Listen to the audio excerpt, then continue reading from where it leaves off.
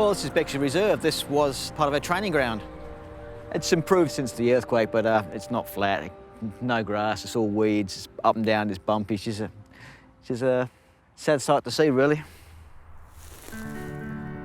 The damage to grounds was really the liquefaction. So we're talking about basically all the soils under the base basically splitting and having the water tables rise. It's unreal. Oh my gosh. This part of Christchurch, the Woolston side, if you like, was extremely badly hit.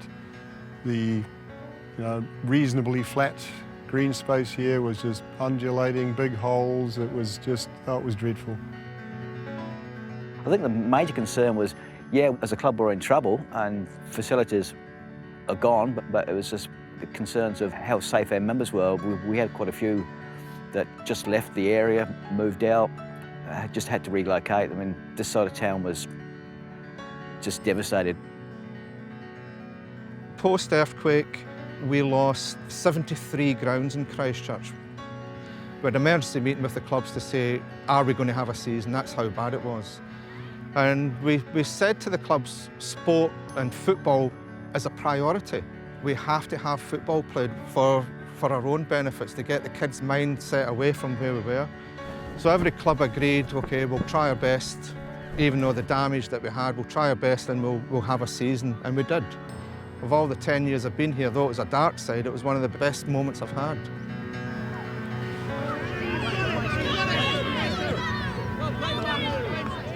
The great thing is that everyone's stuck together and the community's stuck together, and people would have known. We can't just sit here and just worry about what's going on. We've got to start rebuilding.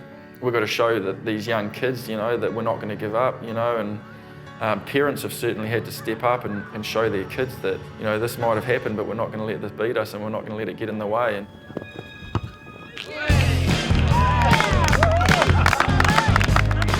The most resilient thing with the clubs was they banded together. So clubs shared club rooms, clubs shared grounds. It wasn't uncommon for 3 clubs to share the same ground, which they would never have done in the past. New Zealand Football was able to put in $10,000. Very quickly, Oceania pledged $25,000. Very quickly, the Japan Football Association pledged $37,000, and they just had a massive tsunami at that very same time go through Japan. So you can sort of see very quickly how this thing starts to snowball.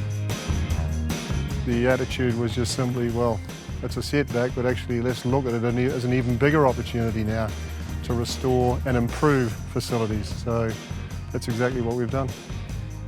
I think the overall development, probably $4 million that has emerged here, and that's an enormous amount of money to be achieved in a relatively short space of time. So it does show that there was a lot of goodwill towards an entity that had really, really taken a battering. Coastal Spirit's now based at Cuthbert's Green. Our members now have somewhere that we can call home again.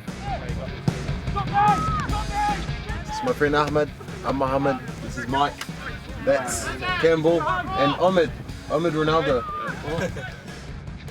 Our ultimate dream now is 4 or 5 years, 10 years down the track, that the next world best player started his junior football at Coastal Spirit, and we can say that we had a small part of that lad's development, and now is a world beater.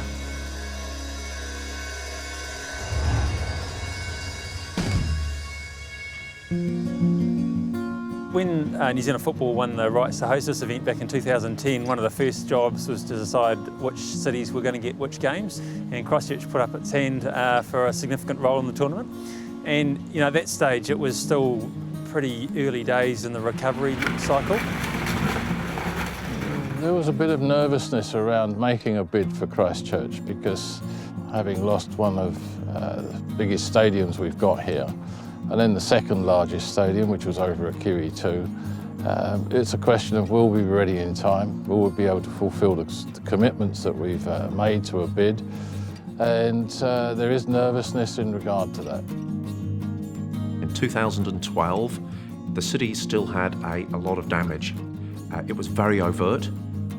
A lot of hotels were closed, and the recovery, we were all optimistic it would happen, hadn't yet happened. The city was still broken when the bid process was going on. We didn't have anything to show them. other than the temporary stadium. We had no training grounds of any quality. We just convinced them, you know, in true Kiwi spirit, I guess, she'll be right. We know what we're doing. Both government, FIFA and New Zealand Football sat around the table and decided that it was a really good opportunity to help play a role in the rebuild effort, and I think it will. I think it's going to be a great legacy for Christchurch. The stadium that was built in 100 days has proved to be a great venue. You know, it's full with Crusaders fans most weekends, and it's going to be a good football venue. The pitch is in great nick. You know, there's been some extra work done on that for our tournament. The hotels, you know, they're popping up, you know, regularly now, and we've got some great venues for that, so there's no issues around that at all. And then, of course, we've got the 4 new training grounds, which are, you know, absolutely world class, and the teams will be blown away by the quality of the surfaces they're going to get to train on here. Certainly FIFA were instrumental in helping funding those developments, and so we've got this ground here at Avonhead, a ground at Ferrymead Park, Garrick Park, which is the home of Cashmere Technical, and a rugby club actually, Linwood Rugby Club at Linfield Park. It's a sand-based system that's very consistent with stadiums around the world, and it provides a guarantee, and this was important for FIFA, an all-weather guarantee in all conditions that teams can train when they need to train. Roller, yeah. Yep. IT volunteer. Yep, that's the one. Okay. We are absolutely on track. We take exclusive use of the stadium from Monday. We have quite a big build that we have to do. We have to build the stadium media centre, the players' tunnels, the mixed zone, and we're also subdividing the dressing rooms. So we have quite a big build, and we should hopefully be complete with the build by the 25th of May. It's huge. You know, Christchurch needs to have these tournaments so that the world can see that they're ready.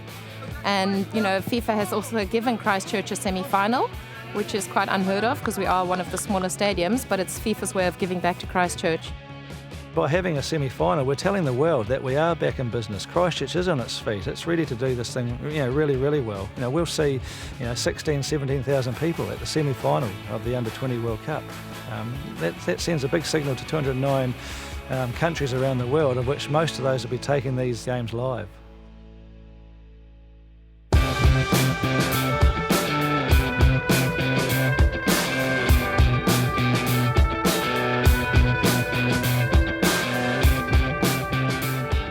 So look, this is a really good example of new Christchurch. You know, you've got construction site, building works, you've got a little temporary food caravan here that's looking after the workers that are here, and then you've got just a beautiful new building with great architecture, really modern layout. It's got hydraulic louvers that help shade the building from the sun, and it's just an encapsulation of what new Christchurch is going to be like. There's a bunch of international labour come here to work on the rebuild. Christchurch is changing. It's a really exciting place to be. Well, there's certainly a lot of builders out here, isn't there? And they came out to help rebuild. They're playing football all around the football clubs, and a number of them don't want to go home. They like it here, even as busted as it is. So with that, we'll see a new generation of football players coming through. We all like football, we all met each other, we all wanted to play football, particularly in the CBD, and these guys knew quite a few South Americans that were here for the rebuild, so we thought we'd get together and try to get something going, and it's been great. It's been a good opportunity for groups of people from all around the world to network, to meet some new friends and to play football. Just here tonight we've got people from Brazil, Argentina, Uruguay, we've got Croatia, and all of those people bring something different when they come together in the city, whether it be food, sport, other cultural events, and actually, you know, just the way they have fun and talk. It's great. Actually, I'm here and I'm planning to stay. So I have a couple of friends from Argentina who are living here in New Zealand as well, and in Christchurch, and they're planning to stay, definitely.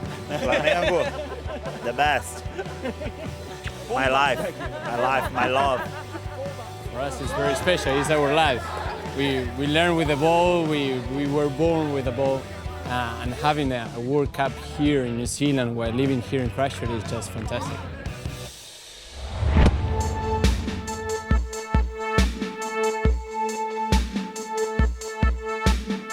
You know, New Zealand as a whole is perceived as a rugby nation, but what a lot of people don't realise is there's more people playing football than any other team sport. What's happening in Christchurch now is that they're building a really good fields. They've got some really good academies, they've got some really good coaches in the clubs. You know, so the young kids have got a pathway now. So like when I grew up, we actually didn't really have a pathway. You kind of just had to find yourself. But now there's an actual system in place and they've got something to work towards. That's what's motivated me to be able to do the best we possibly can to make sure that we keep those systems and we can get those systems in place for other kids to become professional footballers, because it's a great life.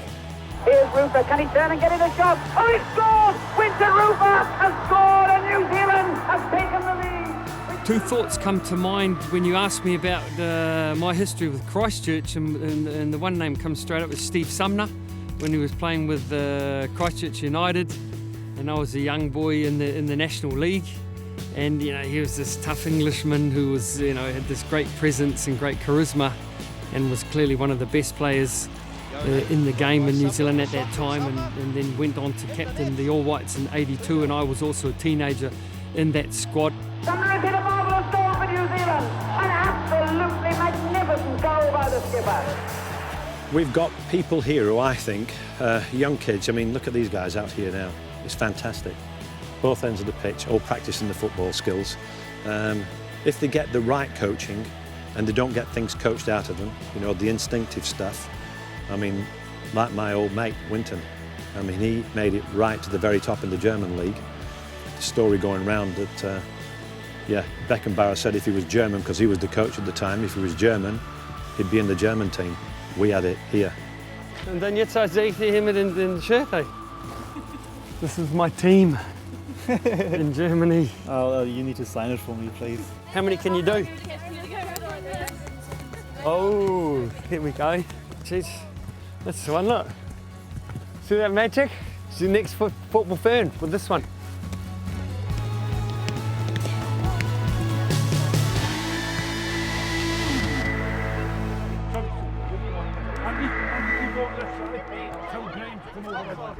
Graham! Switch sides! Came out to New Zealand in 1982 to play football for Christchurch United. I've been involved heavily in the game in the Canterbury region ever since. And today is a celebration of youngsters against old. Obviously with the FIFA World Cup coming up, it's just showing that the talent of the young kids in Canterbury are coming through. And you know, it's a great game to play and we're all here to enjoy ourselves today. It's huge for the game. I mean, look, we all know soccer is a worldwide game. Obviously in New Zealand it's still not top of the pops because obviously of the rugby and the All Blacks, but we're getting there, and each year there's more and more kids playing and developing the skills, and who knows, there might be a boy out there in 10 years time that we could be saying, hey, I remember him playing in Canterbury.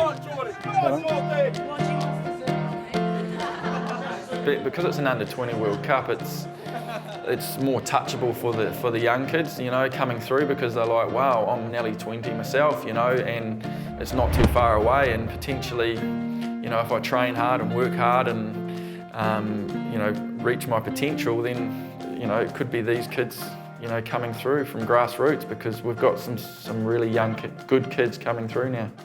Hands up, we're all listening. Connor Smear, Adrian Mark. So what we've got today is we're having a bit of a youth program rehearsal, I guess. Shuffle, down. We're practicing with all the children bringing the flags onto the field. So we're just going through that process, where they need to stand, what they need to look like, how they need to hold the flag. All the finer details, perfecting those. Fair play, walk off. I guess it's a once-in-a-lifetime opportunity for these kids, but they're footy mad, so these are the future stars of football, so I think they watch football all the time, so I think they now realise how big it is for New Zealand to have a tournament like this. With the troubles that have been in Christchurch, obviously we'll be, you know, hoping that that's going to just, you know, really lift the people here to get behind and support the game, and you've got Germany, who are the European powerhouse that won the European Championships, and they're playing here, so it's brilliant. You know, I know that Germany have got almost double the amount of staff in terms of the players, you know, so it's a big event for them. You know, they've probably got 3 or 4 physios, sports science, you know, nutritionists, they'll have the works. And I even know that they've asked for an extra hotel because they ran out of rooms in the hotel they're in. So, you know, this is how big it is to them. We're lucky enough at the moment to have the young German side here training, and such a wonderful day. It's been a great occasion, especially seeing them learn the haka. When you hear ring a pakeha, your hands like this, you slap your legs. Not like a feather, you hit your legs. Ring a pakeha, bring your hands up here, like I'm going to steal your money. Hand up here like this, and slap your legs down like that. You ready? Hold it! Kilaro, too slow. Ring a pakeha! Umakira! Wawakotia!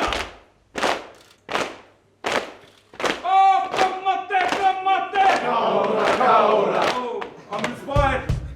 I thought the young players picked it up very quickly, and he had them, if they put that together on the field, it'd be interesting. Yeah.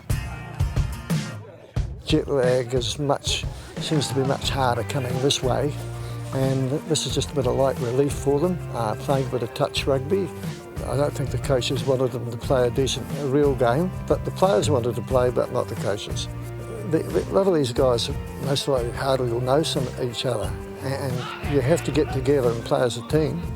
Rugby, football, whatever you play. If you don't play as a team, you're never going to make it, but this is what they tried to gel into them quickly, and it'll be interesting to see how they go. Our own field here, we haven't played on it this year yet.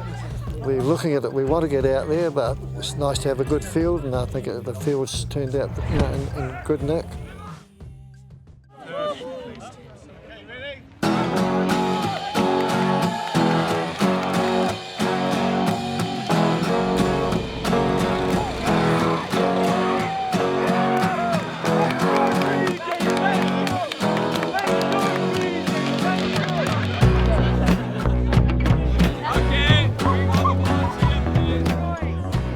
For us, it's really important to do something like this with our players, because our players have a lot of luck in their life, and it's important to bring them to children who are very lucky, but who have a hard life.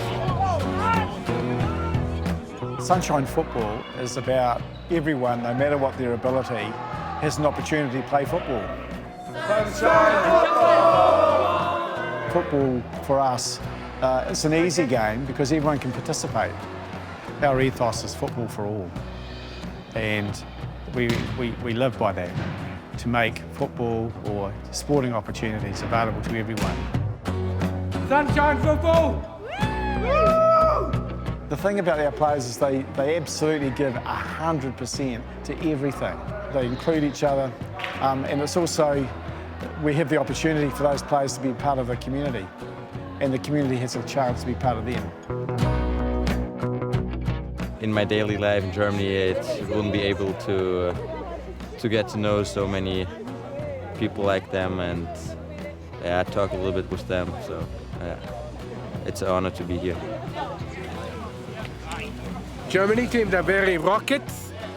They're rocking, they got me into the team. They're very beautiful team. It's been an absolute honour and a privilege to have players of your immense ability in our country, and the time you taking that time to spend with us. I will take this to my grave. It's a great host, Christchurch. We like to be here. It's very, very nice. We met a lot of kind people, and we hope to stay here a very long time.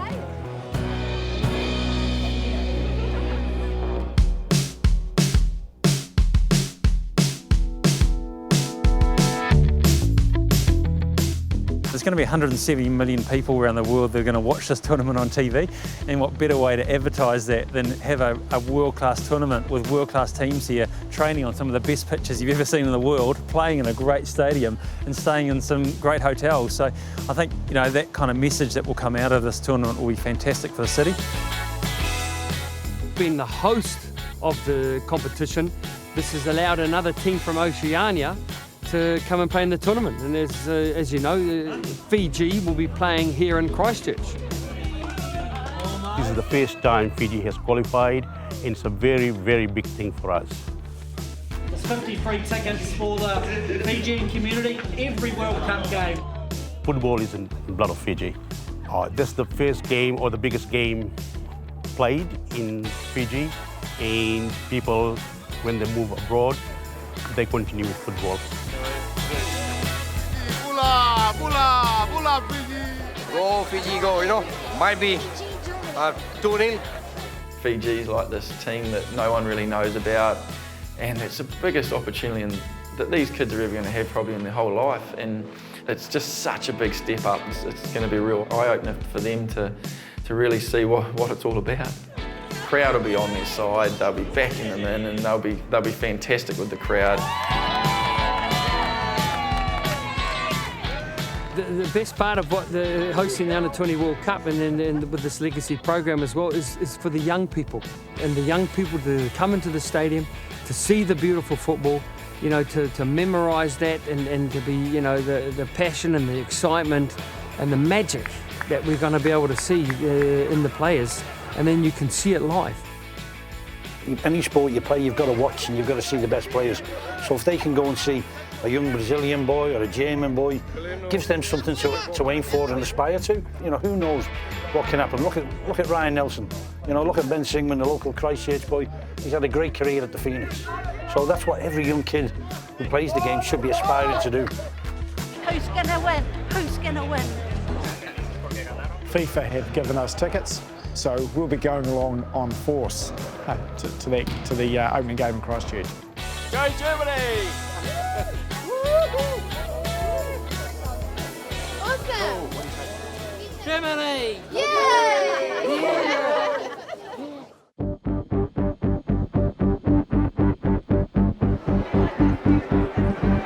Go Germany and Fiji! There's 209 countries around the world, and most of those countries, you know, football is bigger than life itself. So what we'll see here is the economy will boom. You know, those 24 countries will bring a lot of spectators and supporters with them. They'll spend in our community as a consequence of the games themselves, which will be the best we've probably ever seen in terms of capacity across those 52 games. They will be significantly of a higher standard than we've probably ever seen in a consolidated period. And then as a result, we'll see a lot of kids wanting to actually knock on the club doors as a consequence. And our clubs need to be ready, and I'm sure they will be, to cater for that new demand.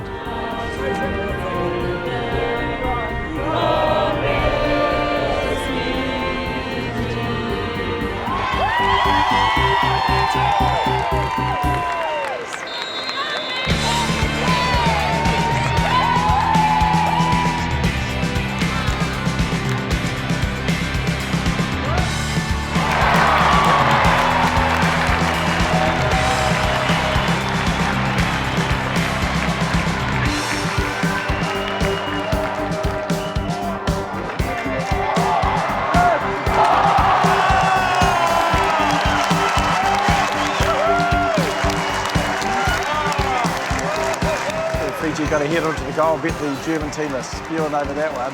Wouldn't have been in their plan at half time, I'm sure.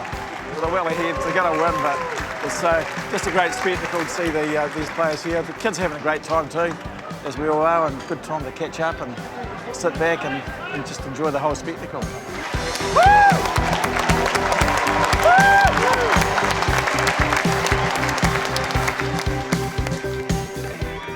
The fantastic thing about the under-20 competition here is we're going to be left with spaces which are dedicated to football of an extremely high standard. That's going to be phenomenal. And as far as what we do with it afterwards, well, the job is to build more footballers. So it's a once-in-a-lifetime opportunity to say, well, here's a mark in the ground, and this is where football really started to take off, and youngsters really started to think about their national team, where we're going to play, and then end up in the Senior World Cup.